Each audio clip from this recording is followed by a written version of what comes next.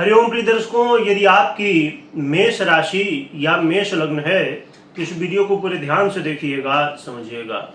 इस वीडियो में हम समझने वाले हैं जैसे कि आपके जीवन में ये घटनाएं जो घटने वाली हैं वो क्यों घटेंगी और आपके जीवन में इतना बड़ा बदलाव जो होने वाला है वो क्यों होगा। जीवन में बहुत कुछ बदलने वाला है क्योंकि ग्रह स्थितियों में भी बदलाव होने जा रहा है और ये बदलाव बहुत महत्वपूर्ण है और ये बदलाव आपके जीवन में बहुत कुछ दे सकता है। क्या दे सकता है, क्या सावधानी रखनी है, क्या उपाय करने हैं, ये सब हम विस्तार से समझेंगे। प्रिय दर्शकों, हम बात कर रहे हैं सूर्य की। सूर्य का राशि परिवर्तन होने जा रहा है और ये परिवर्तन बड़ा विशेष है अपने आप में, क्योंकि सूर्य का ये जो परिवर्तन होने जा रहा है ये 16 अगस्त को होने जा रहा है और 16 अगस्त को ये परिवर्तन सूर्य के राशि स्वयं अपने राशि में ही सूर्य परिवर्तन गोचर करेंगे परिवर्तित होके, यानी कि सिंह राशि पर। तो सिंह राशि पर परिवर्तित होकर जब गोचर करेंगे, कर्क से सिंह में आएंगे और लगभग 1 महीने तक यानी कि अगस्त से लेके 15 सितंबर तक रहेंगे। फिर 16 सितंबर को पुनः ये राशि परिवर्तन करेंगे। तो देखा जाए तो ये समय एक ऐसा मौका है कि जो व्यक्ति के जीवन में बहुत कुछ दे सकता है और हर एक व्यक्ति की एक चाहत होती है। और देखा जाए कि मेष राशि या आपकी मेष लग्न है तो आपके लिए बड़ा महत्वपूर्ण ये परिवर्तन है, क्योंकि यहाँ पर स्थिति क्या बनने वाली है वो समझ लीजिए सबसे पहले। क्योंकि जैसे ही सूर्य का परिवर्तन होगा सिंह राशि पर, वैसे ही बड़ा ही दिव्य बुधादित्य योग का निर्माण हो जाएगा, क्योंकि बुध भी यहाँ पर गोचर कर रहे हैं। परंतु इसमें कुछ विशेष स्थिति है, उसे भी समझना बेहद जरूरी है। क्या समझना चाहिए इसमें देखा जाए तो यहाँ पर आप देख पा रहे हैं कि इस समय शनिदेव भी कुंभ राशि में ही गोचर कर रहे हैं, वो भी वक्री अवस्था में हैं। तो सिंह राशि में गोचर करते हुए सूर्य के ऊपर अपनी दृष्टि बनाए हुए हैं। इसकी वजह से ये जो बुधादित्य योग बनेगा इसमें भी शनि की दृष्टि है, शनि से दृष्ट रहने वाला है ये योग। और साथ में देखा जाए तो केतु बैठे हुए हैं कन्या राशि पर, तो ये इनसे द्वादश का संबंध भी होगा। और आगे चल के 24 अगस्त को शुक्र का भी परिवर्तन हो जाएगा और शुक्र का ये जो परिवर्तन होगा तो ये भी हो जाएगा कन्या राशि पर, यानी कि द्वादश का संबंध हो जाएगा।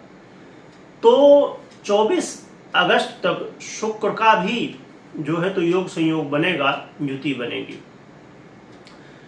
तो ये प्रभाव क्या मिलेगा ये समझते हैं। प्रभाव में भी परिवर्तन होगा, क्योंकि 27 अगस्त से और भी विशेष रूप से आपको फल मिलेगा, क्योंकि 27 अगस्त से बुध उदय हो चुके होंगे, क्योंकि अभी अस्त अवस्था में रहेंगे, जिससे उतना श्रेष्ठ प्रभाव आपको नहीं मिल पाएगा।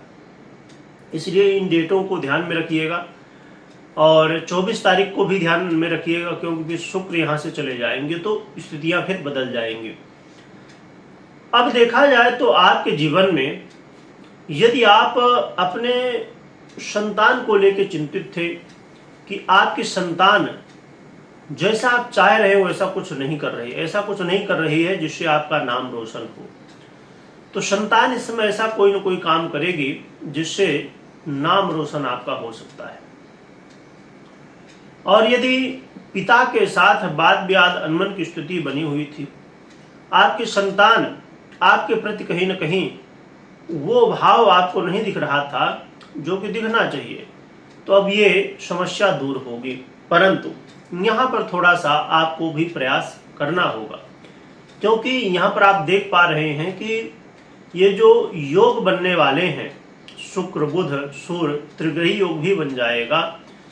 तो यहाँ पर स्थिति क्या बनेगी, यहाँ पर स्थिति बनने वाली ये है कि शनि की दृष्टि होने की वजह से जो योग हैं उनका पूर्ण रूप से फल नहीं मिलेगा।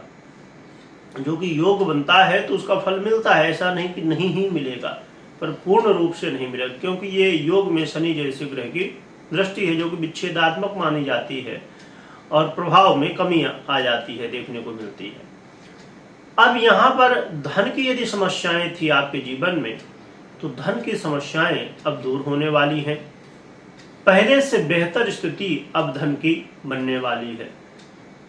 यदि आप प्रयासरत थे अपने विद्या अध्ययन के लिए, आप स्टूडेंट हैं, विद्यार्थी हैं, और आपका मन कहीं न कहीं शनिदेव की दृष्टि से दृष्ट होने की वजह से पढ़ाई में मन नहीं लग रहा था, तो ये समय होगा जिस समय पढ़ाई में मन आपका लगेगा।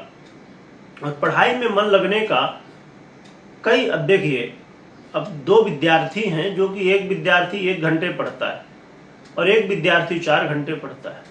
और कई बार आपने देखा होगा कि जो विद्यार्थी स्टूडेंट 1 घंटे पढ़ाई करता है वो ज़्यादा नंबर लाता है, ज़्यादा अच्छा उसका प्रदर्शन होता है।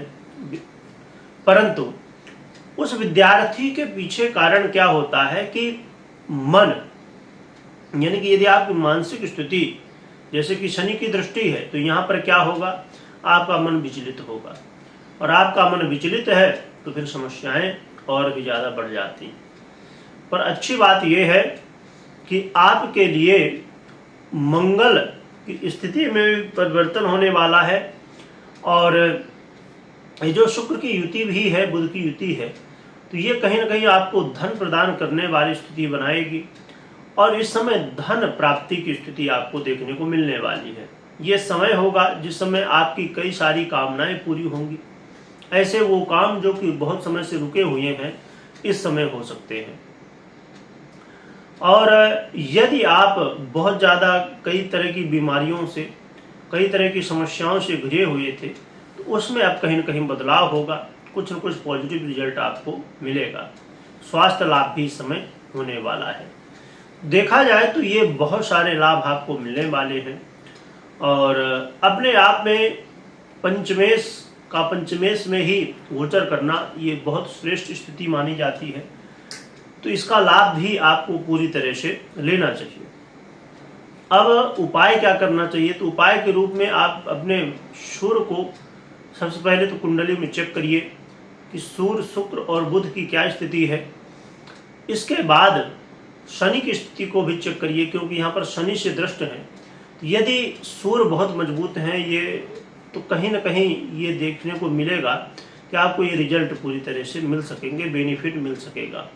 पर पता चला शनि बहुत ज़्यादा बली हैं और सूर्य कमज़ोर हैं, तो फिर ये स्थिति जो है तो उल्टा हो जाएगी। यहाँ पर आपको रिजल्ट मिलने में समस्याएं होंगी, बहुत कम रिजल्ट मिलेगा, क्योंकि जो प्रभाव होगा भंग होने का वो बहुत ज़्यादा बढ़ जाएगा।